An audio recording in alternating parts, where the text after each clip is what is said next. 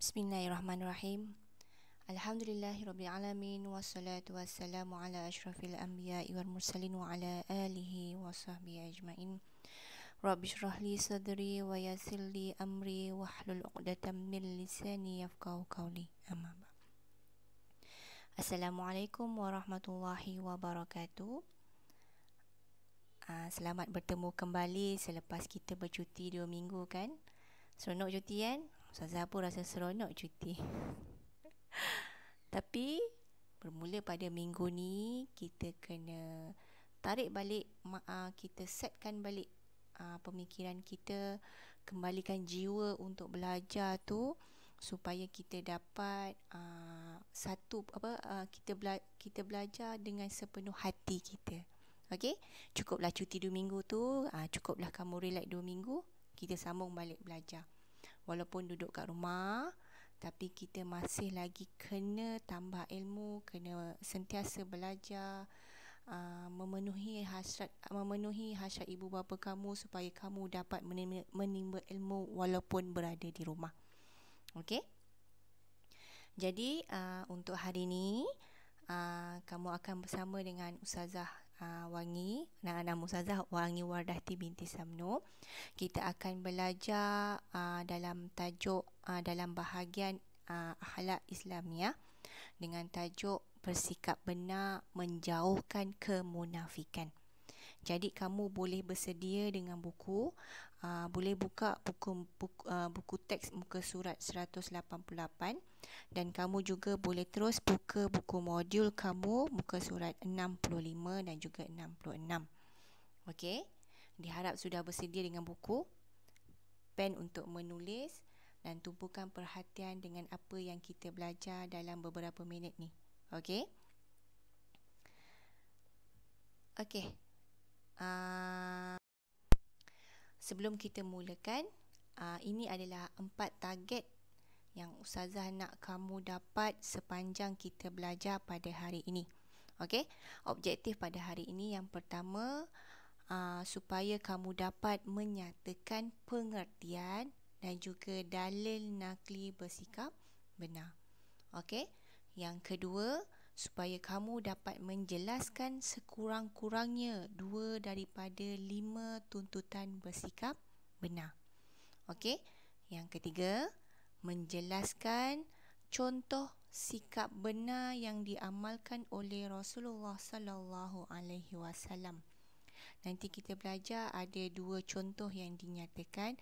So kamu sekurang-kurangnya 1 ceritalah yang kamu dapat ulang kembali apa dia sikap benar yang diamalkan oleh Rasulullah sallallahu alaihi wasallam. Okey, yang keempat, kamu dapat terangkan sekurang-kurangnya 2 hikmah bersikap benar terhadap masyarakat. Okey? Jadi kamu dah bersedia untuk belajar tajuk ni? Okey? Mindset kamu kena dapat 4 objektif ni sepanjang pembelajaran kita pada hari ini. Okey? Jadi sebelum kita mulakan tajuk bersikap benar menjauhkan kemunafikan ni, Ustazah nak berkata benar, akhlak yang mulia, sifat terpuji, semua orang suka, berbohong menipu, sifat yang tercela, di dunia lagi terima balasannya. Berkata benar, akhlak yang mulia, sifat terpuji, semua orang suka, berbohong menipu, sifat yang tercela, di dunia lagi terima balasannya. Meminta izin pada ibu bapa sebelum berbuat kerja apa saja, ikut kata ibu, patuh suruhannya, agar selamat sejahtera hidup kita. Berkata benar, akhlak yang mulia, sifat terpuji, terpuji, semua orang suka, berbuang menipu, sifat yang tercela, di dunia lagi terima balasannya. Beramah mesra, amalan kita pada kawan-kawan, tugas siapa saja, tolong membantu cara hidup kita agar terjalin ikatan setia, berkata benar, akhlak yang mulia, sifat terpuji, semua orang suka, berbuang menipu, sifat yang tercela, di dunia lagi terima balasannya. bekalan insan, iman dan takwa, untuk menjamin hidup di surga. Wahai kawan-kawan, jangan kita lupa, mari bersama Kita usahakannya, berkata benar, akhlak yang mulia, sifat terpuji, semua orang suka, berbuang menipu, sifat yang tercela, di dunia lagi terima balasannya, di dunia lagi terima balasannya.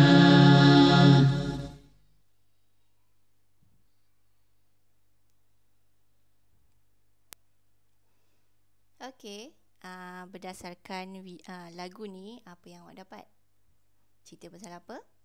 Cerita pasal bercakap bohong orang suka. Kalau bercakap bohong, bercakap benar orang suka. Allah, Ustazah ni.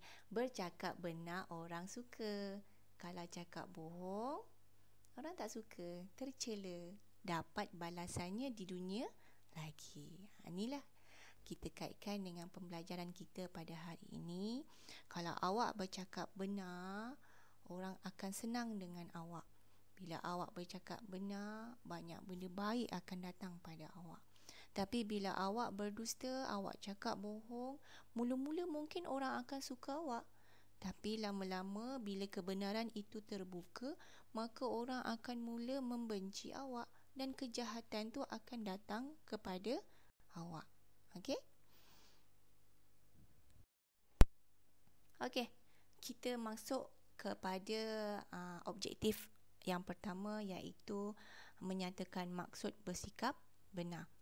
Okey, dari segi istilah, awak kena faham bila mengaitkan dengan maksud sesuatu, sekurang-kurangnya ada 2 poin yang kita boleh ingat. Okey, maksud bersikap benar. Poin yang pertama, tidak berdusta. Okey. Poin yang kedua, dari segi perkataan, perkhabaran dan perbuatan. Okey, Ustazah ulang Tidak berdusta. Berdusta dari segi apa? Dari segi perkataan, iaitu kata-kata awak. Perkhabaran. Perkhabaran ni yang macam mana? Perkhabaran ni daripada semua segi.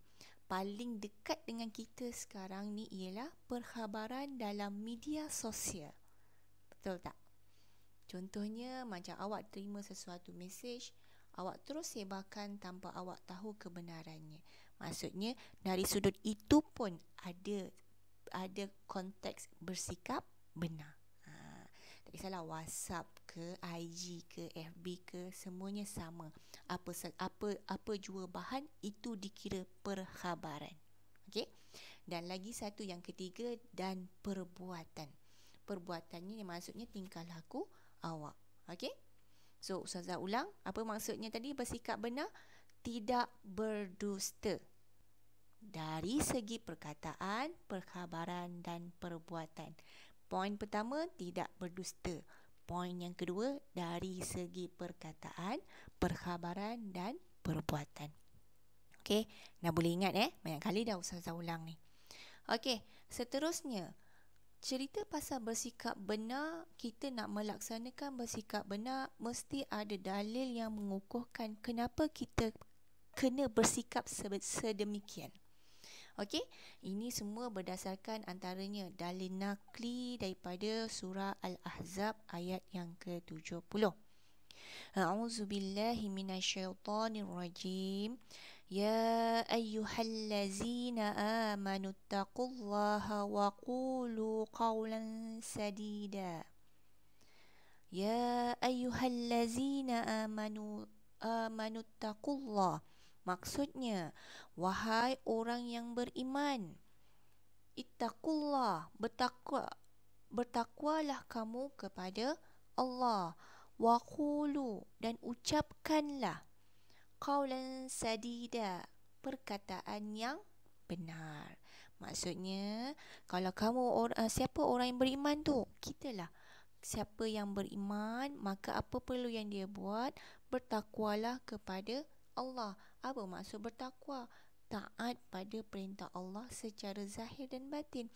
Taat pada perintah Allah. Maksudnya yang pertama, bertakwalah kepada Allah. Dan yang kedua, ucaplah perkataan yang benar. So kamu sebagai, bukan kamu, kita sebagai orang yang beriman, dua perkara ini disuruh dalam ayat ni. Bertakwalah kepada Allah, dan yang kedua, ucaplah perkataan yang benar. Nampak tak? Besar saranan tu kan untuk bersikap benar. Okey? Okey, ini ialah dalil yang kedua daripada Abdullah bin Mas'ud radhiyallahu anhu meriwayatkan bahawa Rasulullah sallallahu alaihi wasallam bersabda, Alaikum bisidqi, hendaklah kalian sentiasa bersikap benar. Fa inna sidqi yahdi ilal birri, sesungguhnya benar itu membawa kepada kebaikan. Wa innal birri yahdi ilal jannah, dan kebaikan itu membawa ke jannah, ke syurga. Wa ma yazalul rajulu yasduqu wa yataharra sidqa, seseorang yang sentiasa bersikap benar, hatta yuktaba indallahi siddiqan, akan ditulis di sisi Allah sebagai seorang yang benar. Maksudnya, kalau kamu bersikap benar, kebenaran tu, bersikap benar itu membawa kepada kebaikan. Kebaikan tu pula akan membawa kita masuk dalam syurga. Siapa yang tak nak syurga kan? Semua orang nak syurga. Jadi jalan nak ke syurga dalam penyata hadis ni ialah kita kena bersikap benar. Dengan kebenaran, benar yang lain, kebenaran akan datang pada kita. Bila kebenaran tu, dengan kebenaran itulah yang akan membawa kita ke syurga. Jadi orang yang sentiasa bersikap benar, Allah tag dia sebagai orang yang benar. Okey, saya sambung ya. Wa iyyakum wal kaziba, dan orang yang berdusta itu, fa innal kaziba yahdi ilal fujur,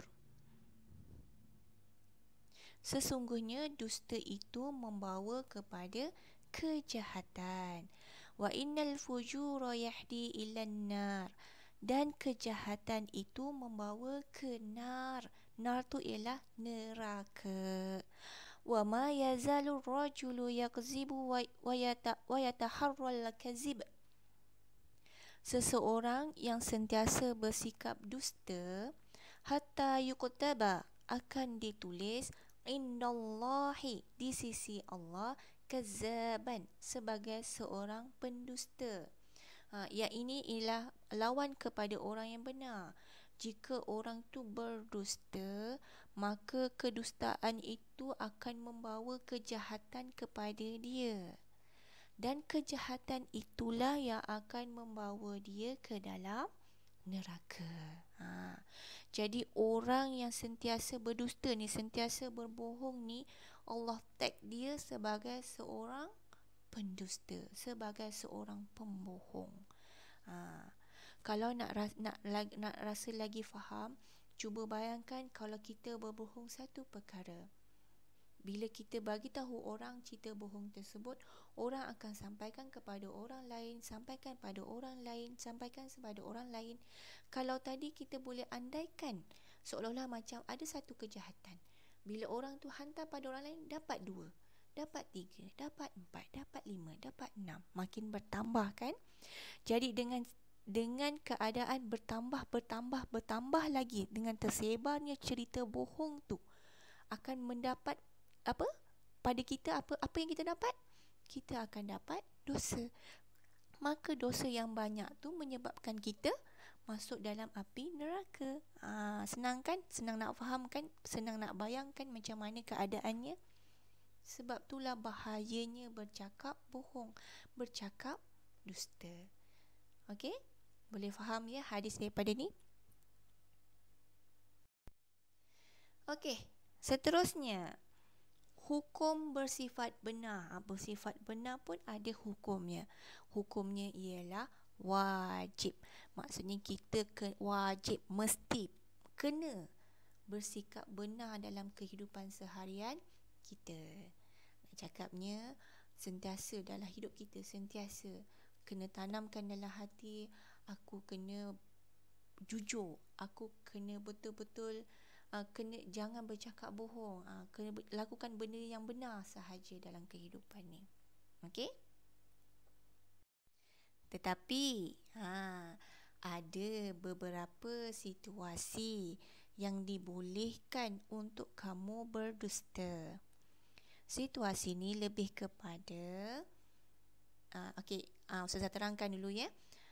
Terdapat 3 perkara, 3 keadaan dusta yang dibolehkan oleh syarak berdasarkan satu riwayat hadis daripada Ummu Kalsum bin Uqbah bin Abu Mu'id radhiyallahu anhu berkata, aku tidak pernah mendengar Rasulullah sallallahu alaihi wasallam memberikan keringanan pada perkataan manusia kecuali dalam 3 perkara, iaitu ketika peperangan. Kenapa peperangan dibenarkan bohong? Kita Ustazah bagi contoh situasinya. Jika andai kata kita ditangkap oleh pihak musuh, maka musuh tanya, okey, berapa orang kuat kau? Macam lawak pula Ustazah buat macam ni. Okey, berapa askar yang bersama dengan kamu? Kita pun jawab, ada banyak lagi belakang tu. Sedangkan bilangannya tidak seperti yang kita cakap. Supaya dengan kenyataan tersebut, musuh akan berasa takut dan gerun dengan kita. Itu maksudnya berdusta ketika berperang. Lagi yang kedua, pada ketika mendamaikan permusuhan di antara 2 orang, mendamaikan antara 2 orang yang sedang berbalah. Maksudnya macam mana? Contohlah kalau kita berada di tengah-tengah di antara 2 orang sahabat. Bila dinyatakan sebagai seorang sahabat, kita faham mereka ada hubungan silaturahim yang erat. Tapi disebabkan sesuatu perkara menyebabkan mereka berbalah. Jadi kita yang berada di tengah-tengah ni, apa peranan kita? Kita tak nak hubungan tu terputus dengan sebab benda-benda yang macam tu. Jadi apa peranan kita? Kita jumpa kepada pihak yang pertama. Kita bercakaplah seolah-olah saya rasa dia tidak ada niat nak buat macam tu, dan saya rasa dia pun menyesal dengan apa yang dia buat tu. Jadi lebih baiklah kamu lupakan perkara ni, maafkan sajalah pada dia. Sedangkan waktu tu kita tak tahu apa perasaan orang yang kedua. Tapi disebabkan kita nak hubungan tu jangan terputus, maka kita dibolehkan untuk berkata demikian walaupun kita tak tahu sebenarnya apa perasaan antara 2 orang ni. Janji ikatan silaturahim tu tidak putus. Okey? Situasi yang ketiga, antara suami dan isteri. Yang ni kena faham betul-betul. Antara suami dan isteri maksudnya bukan dia berdusta. Contoh isteri tanya, abang gimana tadi? Abang pergi jumpa kawan.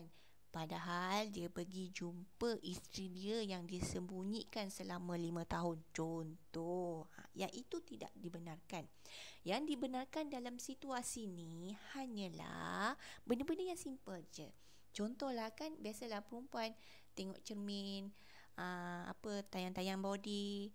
Bang, tengok gemuk tak? Gemuk tak saya ni?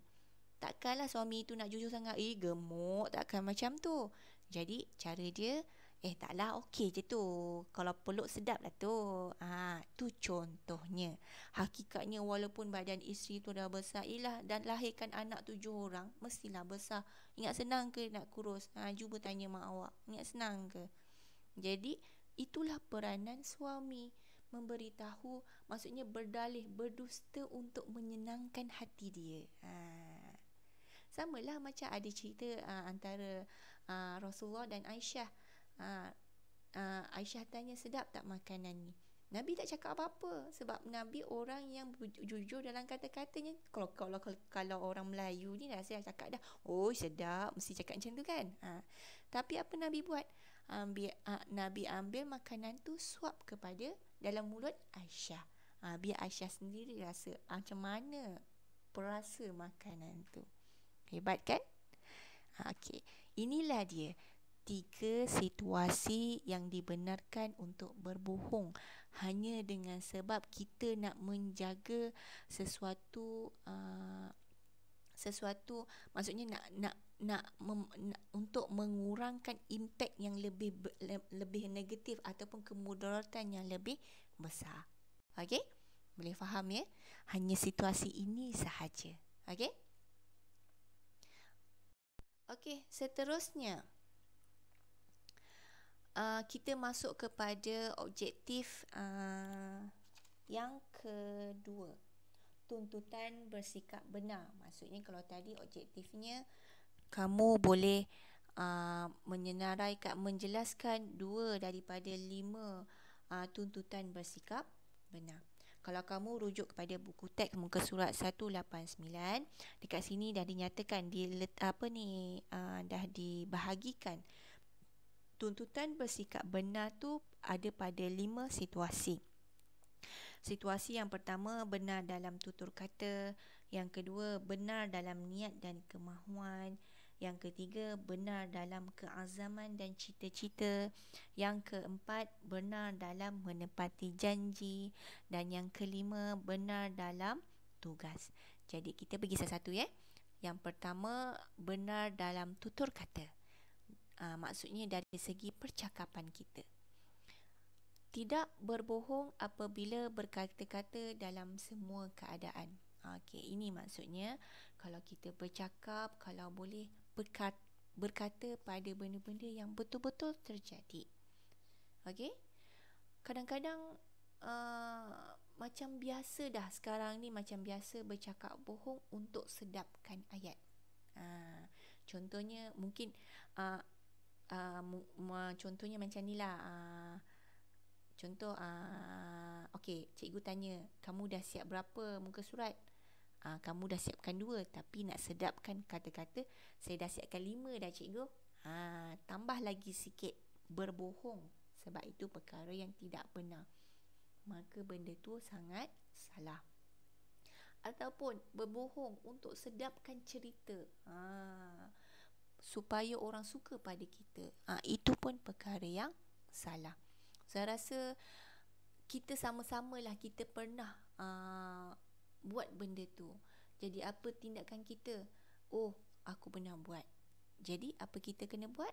Kita stopkan perkara tu. Kita cuba dengan sedaya upaya untuk bersikap benar dalam tutur kata. Okey? Ustazah nasihatkan pada diri Ustazah juga, dan kamu pun nasihatkan untuk diri sendiri. Sebab kita kena berusaha untuk menjadi lebih baik. Kena ingat tadi, wajib bersikap benar. Okey, yang kedua, memelihara diri dari mengeluarkan lafaz yang jelas mendatangkan dosa dan mengelirukan. Maksudnya apa? Pelihara diri dari lafaz yang mendatangkan dosa. Apa yang mendatangkan dosa? Bercakap bohong ataupun bercakap benda yang tidak perlu yang sia-sia mengumpat orang lain. Tak perlu. Kalau rasa nak bercakap sangat, elakkan diri daripada kumpulan tu dan diam. Rasa senang ke nak buat? Susah. Sebab kadang-kadang kita lebih nak menjaga hati kawan-kawan kan. Tapi itulah benda yang tak okey, itulah yang seronok nak dibuat, yang senang nak dibuat. Lagi, dan mengelirukan. Perkara yang mengelirukan apa? Contoh, kamu dapat apa-apa berita daripada orang lain, sama ada dari segi percakapan ataupun melalui media sosial. Kalau kamu tak tahu benda tu betul ataupun tidak dan kamu tidak siasat, maka jangan share pada orang lain. Okey? Itu maksudnya. Benda yang mengelirukan, tak tahu betul ke ni? Salah ke? Betul salah ke tak tahu? Jadi caranya ialah stop. Okey, yang kedua, boleh kamu boleh faham apa maksud benar dalam tutur kata? Boleh kan? Okey, yang kedua, benar dalam niat dan kemahuan. Niat tu di mana? Niat tu kat mana? Niat tu di hati. Di hati betul Niat tu di hati. Apabila kita nak melaksanakan apa sahaja, perkara paling utama niat kita kena betulkan. Contoh, aku nak belajar hari ni. Kenapa? Mak aku suruh ke? Kenapa? Sebab takut kena marah dengan ustazah ke? Kenapa? Sebab tak tahu nak buat apa ke? Patutnya bila kita nak mulakan sesuatu, tolonglah bermula pada hari ni. Tolonglah niatnya kerana Allah. Bangun-bangun je, hari ni ada pendidikan Islam, sejarah dan juga bahasa Melayu. Aku nak belajar tiga subjek ni hari ini kerana Allah. Moga ada manfaatnya pada kehidupanku nanti. Cuba mulai hari ni buat macam tu.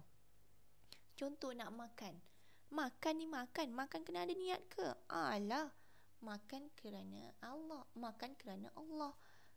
Bila makan kerana Allah, moga dengan makanan inilah yang akan memberi kesihatan kepadaku dan memudahkanku untuk melakukan ibadah dengan sempurna.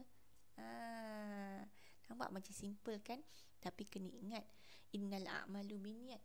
Dengan setiap apa amalanku, kamu kena mulakan dengan niat.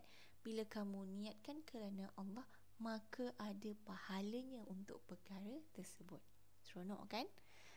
Rasa benda tu macam sia-sia. Bukan sia-sia, maksudnya perkara tu, alah makan je kot. Kalau niat kerana Allah, tak masal-masal makanan tu dapat pahala, ada barakahnya. Jadi mulai hari ni betulkan. Ustazah pun nak kena betulkan. Setiap perkara kena ada niat kerana Allah. Sebab itulah bila niat kita dah kerana Allah, secara automatik lidah ni akan berkata apa? Bismillahirrahmanirrahim. Betul tak? Cubalah hari ini. Buat apa sahaja, niatlah kerana Allah dan ucaplah basmalah. Okey, yang kedua, berniat untuk membuat kebaikan semata-mata. Kena ingat melakukan sesuatu untuk kebaikan, tapi jangan salah guna. Awak mencuri kebaikannya apa? Nak bagi anak aku makan. Salah tu. Awak kena ingat, matlamat tidak menghalalkan cara. Apa yang kita nak tu tak menghalalkan cara kita buat. Memanglah awak niat, okey, aku niat ni untuk kebaikan anak aku, tapi awak mencuri, tu salah. Okey, kena ingat, kena seiringkan. Bila berniat membuat kebaikan, maka kebaikanlah yang awak lakukan, yang awak laksanakan. Okey, faham ya? Okey, yang ketiga, benar dalam menepati janji. Ini menepati janji, berjanji dengan apa-apa yang mampu ditunaikan. Maksudnya sebelum kamu memberi janji pada orang, kena fikir, aku mampu buat tak? Aku mampu tak nak datang pukul 8 tu? Kalau mampu, okey, ucaplah, insya-Allah saya akan datang pada pukul 8 malam ni. Dengan syarat memang awak dah rasa memang mampu untuk buat. Kenapa kena cakap insya-Allah? Andai kata ditakdirkanlah ada perkara yang menghalang di luar jangkaan awak. Tu kata insya-Allah. Kena ucapkan perkataan tu. Yang kedua, menunaikan apa-apa yang telah dijanjikan. Contohlah kalau ustazah dah janji, okey, siapa dapat A+, ustazah bagi seorang RM10. Walaupun benda tu seolah-olah bercakap nak memberi satu cabaran, tapi bila dah berlaku kelas awak 30 orang semua dapat A+, maka ustazah kena menunaikan apa yang ustazah telah janji. Lagi, melaksanakan tepat dengan sesuatu yang telah dijanjikan. Contoh, awak berjanji nak jumpa kawan pukul 8.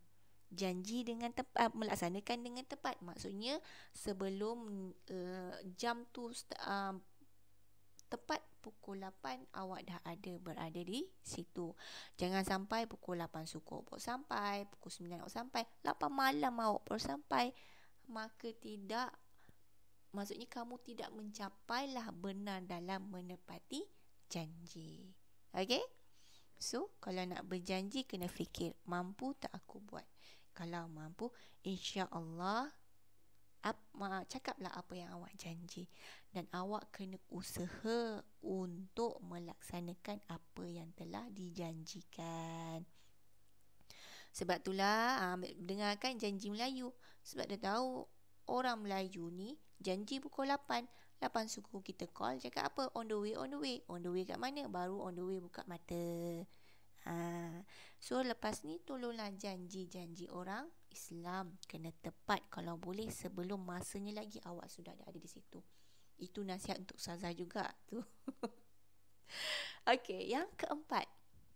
Boleh Boleh faham benar dalam menepati janji, senang je kan?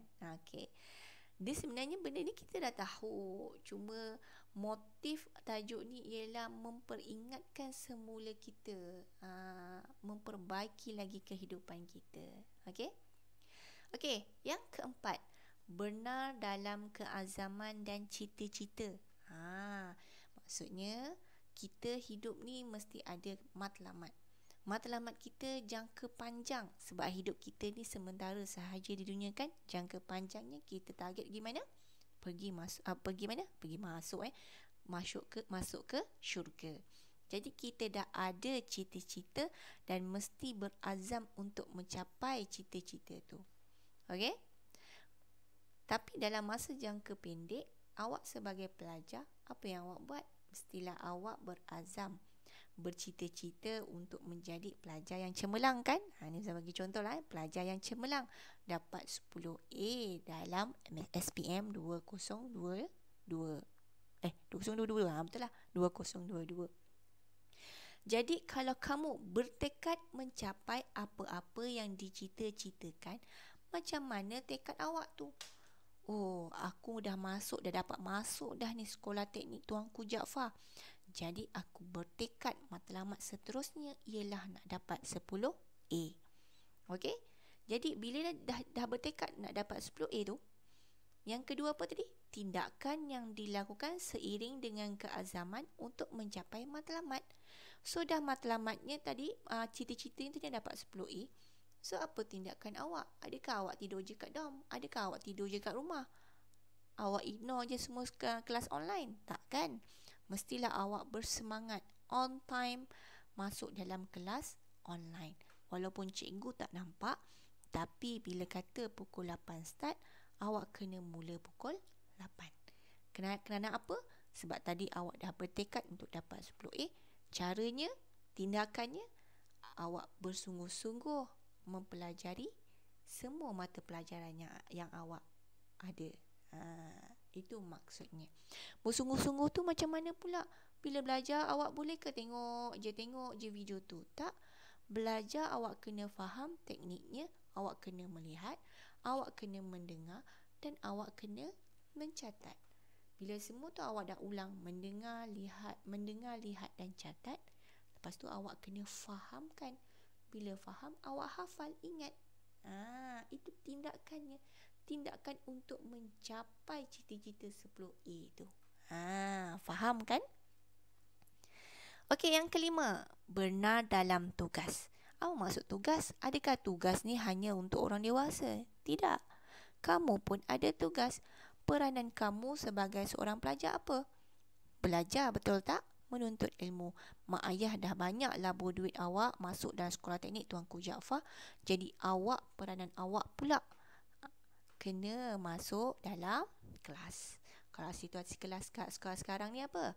Masuk kelas online. Tolong jangan culas. Dah masuk kelas, catat nota, buat apa lagi? Buat latihan. Dah buat latihan, kalau lagi bagus, awak ajarkan pada kawan-kawan yang lain. Maksudnya sama-sama sharing. Mungkin ada kawan-kawan lain yang perlukan bantuan awak. Itulah tugas awak sebagai seorang rakan. So kat sini, melakukan tugasan tanpa mengharapkan balasan. Ada ke saya nak belajar ni?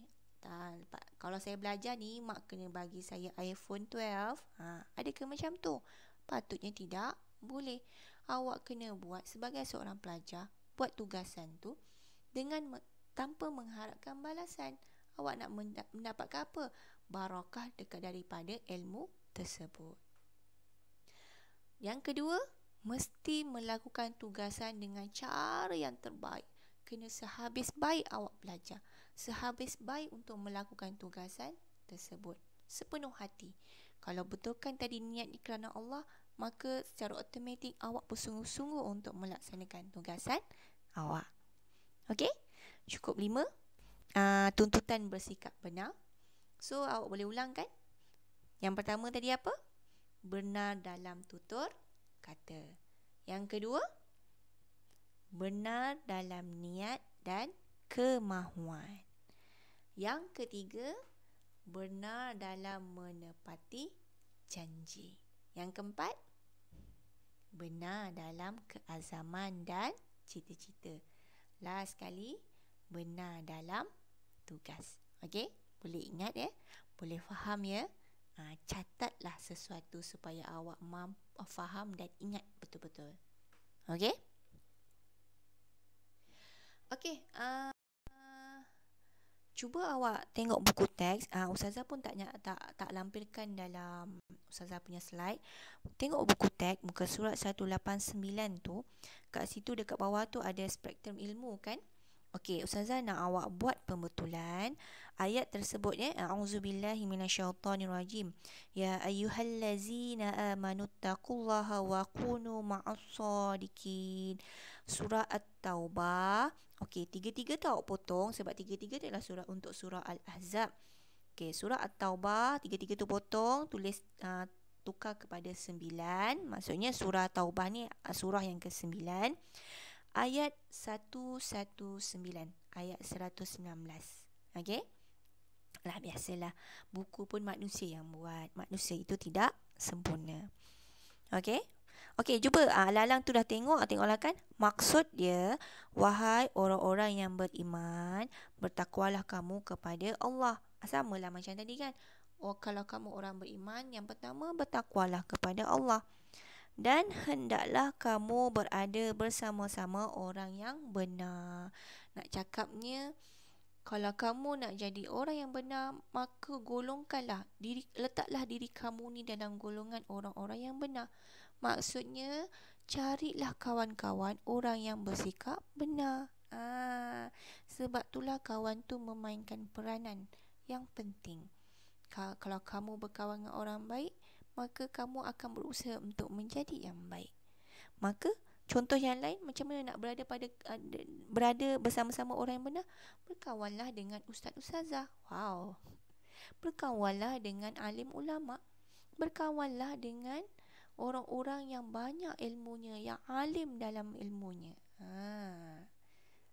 Faham kan? Jadi bila kita berkawan dengan mereka, kita rasa segan nak buat perkara-perkara yang tidak benar. Maka kita akan berusaha untuk menjadi yang benar bersama-sama dengan mereka. Okey? Okey, seterusnya kita masuk kepada objektif yang ketiga. Baru yang ketiga. Objektif yang ketiga ialah jelaskan contoh sikap benar yang diamalkan oleh Rasulullah sallallahu alaihi wasallam. Okey, dalam ni dinyatakan ada 2 perkara yang benar. Okey, cerita yang pertama, kalau kamu tengok merangkumi nombor 1 hingga 4. Ini Ustazah bacakan Okey, Rasulullah sallallahu alaihi wasallam menyampaikan wahyu Allah Subhanahu wa taala kepada umat manusia dengan bersifat benar. Baginda tidak menokok tambah ayat yang disampaikan. Maksudnya apa yang Nabi dapat dalam melalui wahyu tu, itulah yang Nabi sampaikan dan tidak ada tambahan walaupun satu ayat.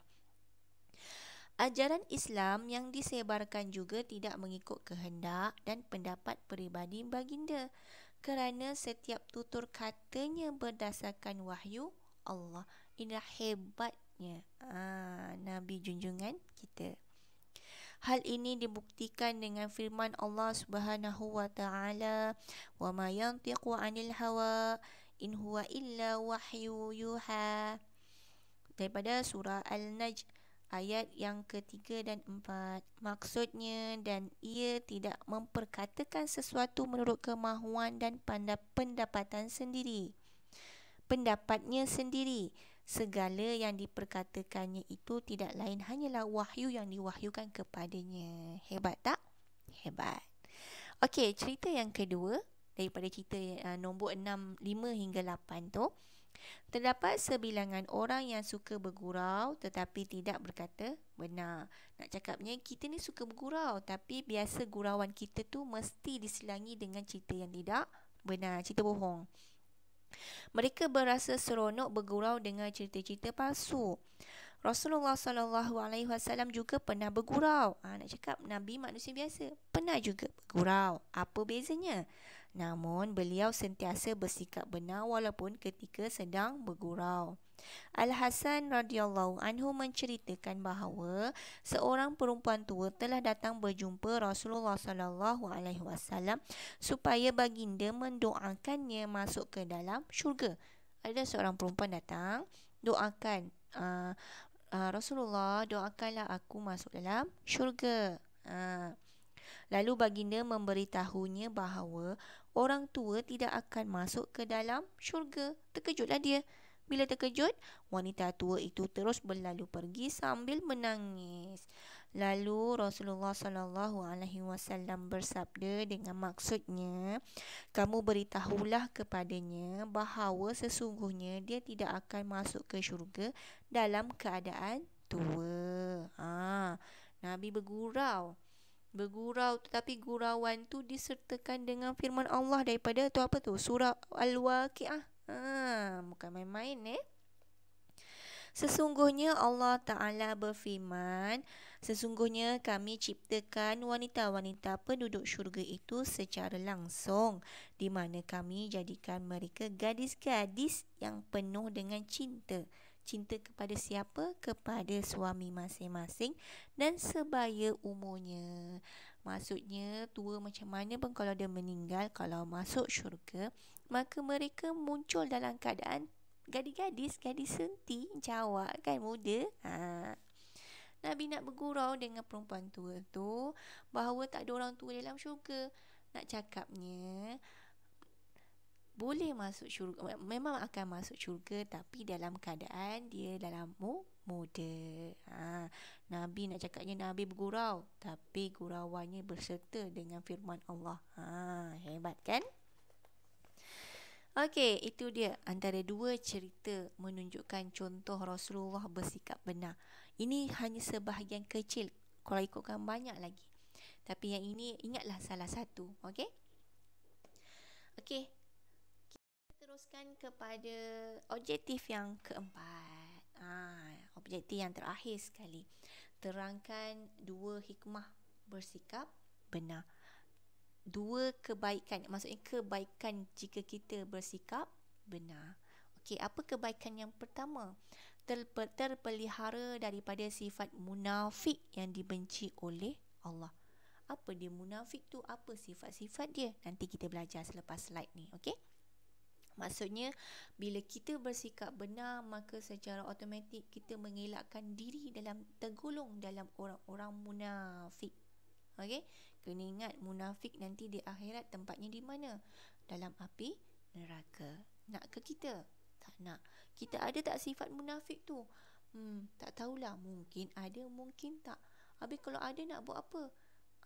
Kita betulkan kembali cara hidup kita supaya kita dapat mengelakkan diri daripada tergolong dalam orang-orang yang munafik. Okey, apa dia kebaikan hikmah lagi bersikap benar ni? Menenangkan hati kerana tidak melakukan dosa. Cuba bagi tahu Ustazah lah, adakah tenang jika kita melakukan dosa? Mungkin waktu tu awak rasa seronok.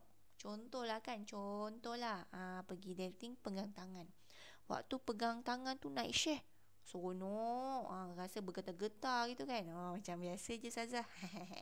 Ustazah pun pernah jadi muda macam kamu. Nak cuba pegang-pegang, Oi.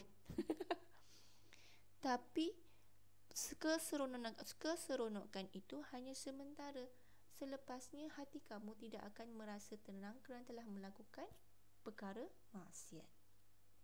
Tapi kena ingat, jika sampai satu tahap, alah Ustazah relax je, saya pegang tangan dia balik okey je, saya rasa lagi lebih gembira. Kalau jadi macam tu, maka awak kena ingat bahawa hati awak tak sama dengan orang beriman yang lain. Kena ingat yang itu. Maksudnya hati awak sudah, korang suka cakap apa? Hati hitam. Hati tu sudah diliputi oleh diliputi oleh dosa-dosa yang nak cakapnya dah immune dah. Kalau buat dosa tu tak rasa apa, lagi bahagia lagi ada. Bahaya. Kalau dah rasa macam tu, maka cepat-cepatlah kembali kepada Allah. Takut Allah terus lupakan kita. Itu yang namanya istidraj. Allah beri lagi kebahagiaan, kemewahan, kesenangan, keseronokan dalam hidup kita, sehingga kita makin lupakan Allah. Okey, bahaya tu. Takut-takut kita tak sempat kembali, apa jadi pada kita nanti. Okey. Hikmah yang seterusnya, saling bekerjasama kerana wujud perasaan saling percaya. Contohnya lah, kalau kamu ada kawan orang yang sentiasa bersikap benar, bagus. Kalau buat kerja tu, dia buat kerja sungguh-sungguh, teliti, cantik tulisannya. Tiba-tiba cikgu bagi ketugasan berkumpulan. Agak-agak awak nak pilih siapa? Mesti awak pilih kawan awak yang bagus tu kan? Adakah dengan sebab nak menumpang? Tidak. Kalau boleh betulkan niat tu, supaya kita akan dapat sama sifat benarnya pada diri kita. Itu maksudnya. Bila kita bekerjasama, kita rasa bila kita bekerja dengan dia, lagilah kita rasa senang dan seronok. Itulah maksudnya. Okey? Yang seterusnya, menjadi contoh teladan kepada orang lain kerana maruahnya dipandang tinggi. Kalau ikutkan, kadang-kadang ada certain case orang yang bersikap benar dipulaukan oleh orang lain. Ya, ada yang macam tu. Tapi andai kata kalau kamu berada pada tempatnya, fikirlah, maksudnya peganglah satu janji Allah, tag kita sebagai orang yang benar. Kalau orang lain tak tag kita macam tu, tak tak menganggap kita orang yang macam tu, tak apa. Yang penting Allah tu tag kita sebagai orang yang benar ke sebagai pendusta. Kena ingat, kebaikan tu sentiasa Allah beri balasan kebaikan juga pada kita. Jadi nak ceritanya, orang yang bersikap benar ni, orang akan respect dia. Orang akan jadikan dia sebagai contoh. Dia akan jadi pekerja yang terbaik dalam syarikat tu. Dia akan jadi pelajar yang cemerlang dalam kos sekolah tu. Cuba awak tengoklah, kadang-kadang mungkinlah ada certain case orang yang pandai tapi dia biasa je, dia taklah alim sangat. Tapi kadang-kadang ada orang alim walaupun dia tidak pandai, tapi Allah bantu dia dalam SPM. Contoh dalam SPM dia dapat A. Ada kawan-kawan awak yang macam ni. Dia tak pandai tapi dia baik, tapi dia beradab sangat dengan cikgu. Maka pengakhirannya, walaupun kadang-kadang ada, kadang-kadang dia dapat A dalam SPM, ada certain case dia tak dapat pun A dalam SPM. Tetapi kehidupan dia selepas tu sangat bagus. Dia ada kerja yang bagus, dia ada kawan-kawan yang bagus. Nak cakapnya, orang yang baik, orang yang bersikap benar ada ganjarannya. Okey? Jadi untuk yang ini objektifnya ingatlah sekurang-kurangnya 2. Okey boleh ingat ya. Boleh tulis ya. Okey, kalau kamu tengok dalam buku teks muka surat 191 sorry, ada cerita. Kalau kamu ingat balik tajuknya, bersikap benar menjauhkan kemunafikan. So apa dia munafik? Sifat munafik yang perlu kita elakkan bila kita nak bersikap benar ni. Okey? Bersikap benar ni sangat penting supaya kita dapat menjauhkan diri dari sifat munafik. Sifat-sifat munafik telah dijelaskan dalam hadis berikut. Daripada Abu Hurairah radhiyallahu anhu bahawa Nabi sallallahu alaihi wasallam telah bersabda, ayatul munafiqi salasun. Ciri-ciri orang munafik tu ada 3. Salasun, ada 3. Yang pertama, iza haddasa kazzaba. Apabila berkata dia berdusta. Maksudnya apabila bercakap tidak ada perkara yang benar dia cakap. Walaupun ada yang benar tapi diselitkan dengan perkara yang dusta, maka berdustalah cerita tersebut. Yang kedua, wa iza wa'ada akhlafa. Dan apabila berjanji dia mungkiri. Cakapnya apabila janji datang pukul 8, dia tak datang pukul 8, dia datang pukul 11. Itu kalau orang-orang ni ada dalam kalangan kawan-kawan atau diri kita sendiri. Okey, kalau berlaku pada diri kita sendiri, cakap aku pernah buat macam tu, maka mulai hari ini tolonglah betulkan, kembali kepada pangkal jalan, betulkan niat awak, betulkan janji-janji awak. Okey? Kalau ada pada orang lain, maka jauhkan diri anda daripada orang tersebut. Yang ketiga, wa iza tumina khana. Dan apabila diberi amanah, ia khianati. Amanah, paling simple ceritanya dalam kalangan kamu. Kalau kamu diberi amanah sebagai seorang pelajar, apa yang patut kamu buat? Kamu belajar. Kalau hari ini ada kelas online pukul 8, kalau kamu orang yang diberi amanah, maka apa kamu buat? Kamu akan berada di hadapan laptop atau gadget masing-masing tepat pukul 8 belajar. Kalau tak amanah, maka kamu dikira memungkiri khianat dan mengingkari janji. Janji pada siapa? Janji pada diri kamu dan juga orang-orang terdekat kamu kan? Janji nak belajar.